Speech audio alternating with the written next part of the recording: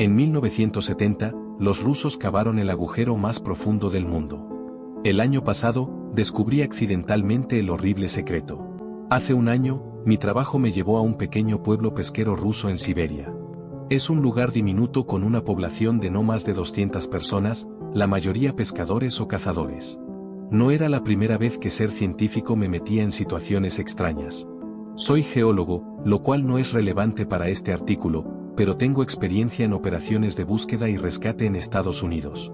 Mis conocimientos de ruso no eran del todo satisfactorios, y considerando que solo 2 personas, además de mi equipo, hablaban inglés en el pueblo, fue todo un reto, como mínimo. Sin embargo, con el ánimo adecuado y la disposición para compartir una botella de vodka, fueron de las personas más amables que he conocido en mi vida. Disfruté especialmente de la compañía del único policía del pueblo, Vadim, quien por casualidad hablaba al menos un inglés básico. Su trabajo consistía principalmente en acompañar a la gente a casa después de haber bebido demasiado, aunque a menudo participaba en la bebida en lugar de pararla. Ni que decir tiene que enseguida nos hicimos buenos amigos. Disfrutamos bastante en un mundo tan extraño, aislado de la civilización. Al menos hasta el 9º mes de nuestro despliegue. Una de las hijas de 7 años de un vecino había desaparecido. Se llamaba Daria y había estado jugando con sus amigos en un viejo edificio abandonado, que se creía que era un silo de la era soviética. La estructura llevaba casi 40 años cerrada y olvidada, pero a los niños les encantaba pasar el rato allí. Ese día en particular, el silo estaba abierto. Las puertas estaban derribadas, revelando una gran sala llena de equipo antiguo y un gran agujero oscuro en el centro. El agujero medía unos 15 metros de diámetro y se desconocía su profundidad. Había una plataforma elevadora básica en el centro, como una que se usaba para bajar minas. Solo se veía una oscuridad infinita que se extendía hasta el abismo. Daria había caído en ella.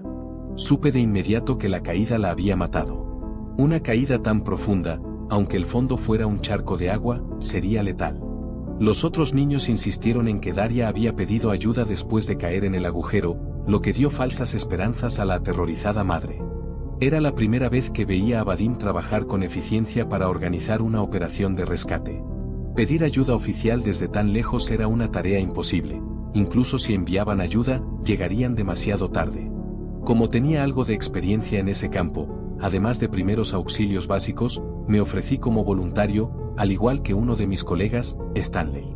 Mientras los mecánicos intentaban reanimar la vieja maquinaria, incluido el elevador, até un plomo a una cuerda con la esperanza de medir la profundidad. La cuerda no era lo suficientemente larga como para determinar dónde estaba el fondo, a pesar de que las cuerdas más largas juntas medían casi 300 metros.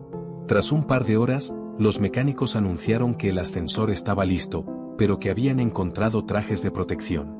Según los pocos documentos encontrados en las instalaciones, la presión atmosférica era bastante alta y las temperaturas alcanzaban los 65 grados. Supe entonces que no recuperaríamos nada más que el cuerpo de una niñita para que la familia lo enterrara. ¿Gotov, listo? Vadim nos preguntó. Los trajes no se ajustaban bien a nuestras figuras, algo inexpertas, y nos rozaban en zonas que desconocía. Entramos en el ascensor, protegido por una jaula metálica oxidada y llena de agujeros. Nos dieron solo un walkie-talkie para comunicarnos con la gente en la superficie, además de algunas linternas viejas. «Estamos listos, váyenos», dijo Stanley. Los engranajes que accionaban la plataforma del ascensor empezaron a girar, y un sonido sordo resonó por la habitación al fondo del agujero. Había una pequeña pantalla en el ascensor con números que indicaban la profundidad. Era un proceso lentísimo, de no más de 30 centímetros por segundo. Sin embargo, el cambio de atmósfera era inminente. Descendimos 100 pies. La oscuridad ya nos había envuelto. Las débiles linternas que habíamos traído apenas nos proporcionaban algún consuelo. «Si crees que esto es oscuro, espera a ver el invierno en el pueblo», dijo Vadim, con su habitual humor aburrido. Stanley y yo fingimos una risita. «Vadim, ¿podrías comprobar si la radio funciona?», pregunté. «Funciona, no te preocupes», respondió. 500 pies. El valkie sonó por primera vez desde nuestro descenso hacía casi 10 minutos. El ruso era pesado y la estática lo hacía incomprensible para un novato como yo. «¿Qué fue eso, Vadim?», pregunté. «Oh, solo preguntan qué tan profundo estamos». «¿No deberíamos poder oírlos hablar?», ¿Estamos a solo 150 metros de profundidad?, preguntó Stanley. Sí, hay algo extraño aquí, dijo Vadim. Aparte del zumbido eléctrico del antiguo ascensor y el sonido de Stanley cambiando nerviosamente su peso, no podíamos oír el parloteo de la gente justo encima de nosotros. «Qué extraño», murmuró Vadim para sí mismo. Había algo extraño en Vadim. Nunca lo había visto tan preocupado. «Chicos, ¿hace mucho calor aquí o solo me pasa a mí?» «Sí, ya estoy sudando la gota gorda», respondí. «1000 pies». «Pomojite», gritó una suave voz desde las profundidades. «¿Oíste eso?», pregunté. «¿Escuchar qué?». Alguien pidió ayuda desde abajo. «No oigo nada».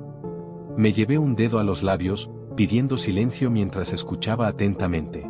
Entonces volví a oír la voz. «Ayuda». La misma voz, pero un poco más fuerte. Ahí estaba de nuevo. «Sí, lo oí», dijo Vadim. «Espera, ¿pidieron ayuda?». «Sí, ¿lo oíste también?». «Por supuesto, pero estaba en inglés». No era muy inusual que los niños aprendieran una o dos palabras en inglés mientras estábamos de visita, pero no era así, no tenía sentido que una niña supiera esa palabra, no en un pequeño pueblo siberiano. Vadim llamó a la voz, pero nadie respondió. «Maldita sea, ¿podemos hacer que esta cosa vaya más rápido?». 4000 pies.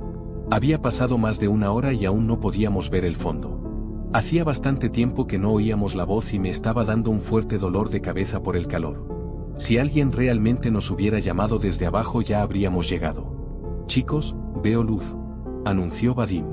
«¿De qué estás hablando?». «Luz, ahí abajo, mira». Saltó frenéticamente mientras señalaba hacia la oscuridad.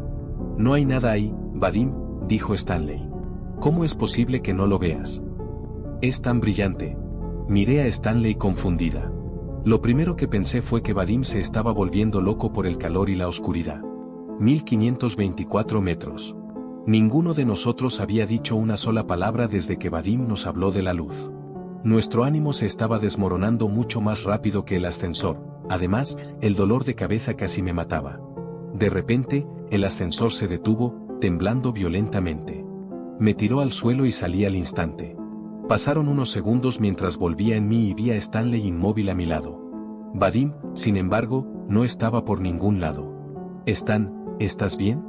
Le sacudí el hombro. Gruñó mientras se incorporaba. «¿Qué demonios acaba de pasar?». «No lo sé, hombre, pero Vadim se ha ido». «¿Qué? ¿A dónde se fue?». «No lo sé. Simplemente desapareció». Miramos a nuestro alrededor, no había manera de salir del ascensor, aunque había algunos agujeros en la jaula de metal que nos rodeaba, aún así sería imposible para un hombre grande como Vadim pasar. «Oye, encontré el walkie-talkie», dijo Stanley. «Intenta llamar a la superficie». Pidió ayuda, pero solo se oía estática. Intentamos llamar a Vadim, pero ya estaba lejos. El ascensor empezó a descender de nuevo. «A la mierda con esto, volvamos arriba», suplicó Stanley. Hice clic en algunos botones en el panel. «¿Cómo?». «Los controles están rotos, solo funcionan los de la superficie». Él empezó a gritarle a la gente de arriba que nos trajeran de regreso, pero ambos sabíamos que no había forma de que pudieran escucharnos desde allá abajo. 3000 metros. Me había llevado más de 4 horas llegar a esa profundidad, y el calor empeoraba con cada metro que descendía. Ya me había desmayado un par de veces por deshidratación, a pesar de haber traído abundante agua. «¿Por qué no nos han traído de vuelta todavía?», preguntó Stanley con voz débil. Era bastante mayor que yo, por lo que se estaba deteriorando rápidamente por el calor. «No lo sé. ¿Es posible llegar tan abajo?». Stanley no respondió. Había caído inconsciente, pero me faltaba energía para despertarlo. Estaba a punto de desmayarme por enésima vez. Solo recuperé la consciencia de golpe al oír algo que parecía un canto. Era lo más hermoso que había oído en mi vida, en ruso, y no entendía de qué se trataba, pero era tan sereno, tan puro. «Stan», grité con voz que se apagaba. «¿Oyes eso?». «¿Quién canta?», murmuró, medio dormido. Una luz apareció en las profundidades y el canto se hizo más fuerte. «Ya lo veo. La luz», dije.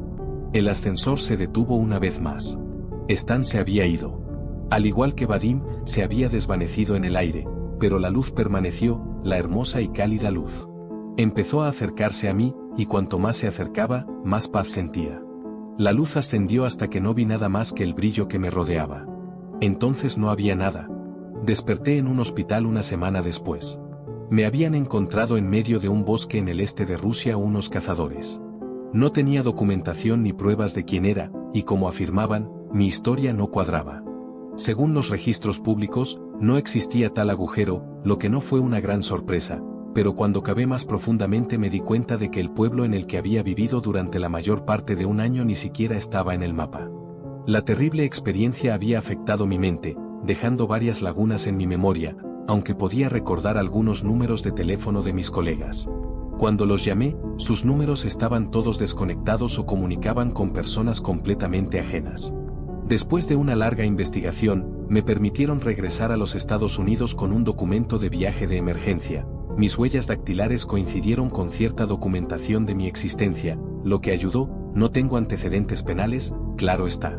Al volver a casa, descubrí que mi casa pertenecía a otra persona desde hacía al menos 10 años. Me llevó mucho tiempo comprender qué había sucedido, pero algunos cambios eran demasiado grandes para ser una coincidencia horrible. Dejando de lado los cambios personales que he experimentado aquí, ni siquiera la historia mundial coincide con lo que recuerdo haber estudiado. La geografía es muy diferente, caramba, falta un continente entero en el mapa. La negación es una herramienta poderosa. Me llevó meses aceptar un hecho muy simple, pero complejo. Este no es el mundo al que pertenezco.